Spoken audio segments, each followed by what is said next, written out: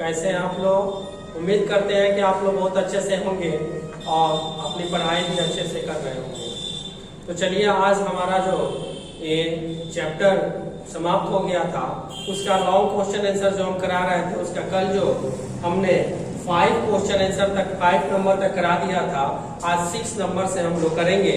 तो देखते हैं कि 6 नंबर का क्वेश्चन क्या कहता है। चैप्टर 5 जो है आपका टॉनी और मॉरिसन का लिखा हुआ जो कहानी है उसी को, जिसमें 5 क्वेश्चन करा दिया गया था, 6, 7, 8 हमने बताया था। तो 6 नंबर में क्वेश्चन क्या है, इसे पहले समझ लेंगे कि who prayed to gods against Narcissus. किसने नरिसस के खिलाफ भगवान से, गॉड से प्रे करता है, प्रार्थना करता है, उसके विरुद्ध। What did she pray? और वह क्या प्रे करती है। Was it granted? क्या हुआ जो है उसको भगवान गॉड जो है उसकी बातें सुन लेते हैं, मंजूरी मिल जाती है, उसकी प्रे जो है सफल हो जाती है। ये 3 क्वेश्चन इस 6 क्वेश्चन नंबर में पूछा है।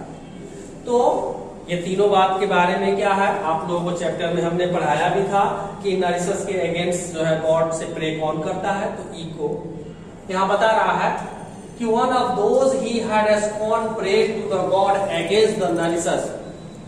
वो जो जितनी लड़कियां थी जिसको नरिसस ने दिल दुखाया था, चोट पहुंचाया था, उन्हीं में से किसी एक ने उसकी जो है दुख में आकर उसने जो है क्या किया, गॉड से प्रे कर दिया कि गॉड यू, और she prayed the god that Narcissus would someday find himself as caught by one he loved as it was granted।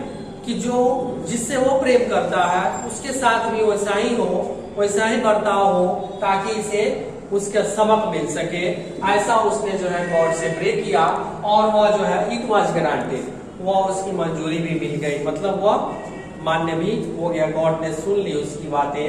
तो ये 6 नंबर का आंसर था, इसे नोट कर लेंगे। 7 नंबर क्वेश्चन जो है थोड़ा बड़ा है कि what happened to Narcissus when he went to the pool to quench his thirst. जब वो प्यास उसको लगी और थकावट जब महसूस हुई, तब उस समय जब वो गया तो उसे क्या लगा, वहां पे क्या हुआ उसके साथ। तो जब वो tired and thirsty Narcissus went to the pool to quench his thirst, अपने प्यास को बुझाने के लिए, क्वेंच मतलब होता है प्यास बुझाना, ठीक है ना।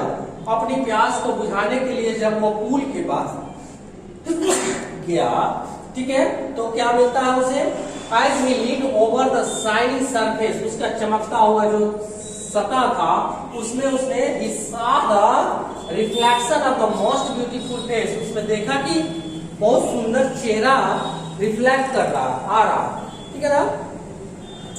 But he had even seen, जिसे वो कभी देखा था, अपना चेहरे के बारे में कह रहा, लेकिन his heart trembled at the sight and he could not tear himself away before it his own image for a long time Narcissus remained। और उसके बाद क्या हुआ कि लंबे समय के बाद Narcissus remained there beside the pool, बैठ गया, and never raising his eyes off from the surface and from the time to time murmuring words to love। ये बताता है कि वो जो है वहां पे आके बैठ जाता है, और कब, जब वो अपना चेहरा देखता है कि मेरा चेहरा जो है इतना खराब दिखने लगा, इस पूल के पानी में बदरंग हो गया मेरा चेहरा, वो पूरे अपने आप को सहन नहीं कर पाया और अपने आंखों को दोबारा खोला ही नहीं कि मैं सह नहीं पाऊंगा, ठीक है। तो ये इसके साथ ये घटनाएं उस पूल के पास जब उसे प्यास लगी थी तो वहां घटी, उसके साथ घटनाएं घटा, और वहां पे अपने समय से समय जो है बरबर मरमरिंग माने बुदबुदाना, वो बुदबुदा रहा था, वर्ड्स टू लव, प्यार की शब्दों, प्यार की बातें, ठीक है, वो बार बार बुदबुदाने लगा था। तो ये रहा आपका 6 और 7 नंबर का आंसर, जिसे आप लोग नोट कर लेंगे। इसके बाद से अभी हम लिखाते हैं 8 नंबर।